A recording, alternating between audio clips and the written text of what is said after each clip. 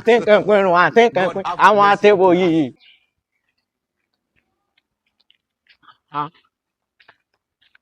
Later is all in there. You're me, so I didn't want to love me. One work, woman, when it.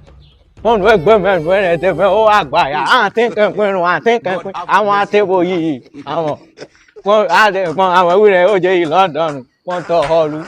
So, yeah, London, so I thought I think where I did that woman.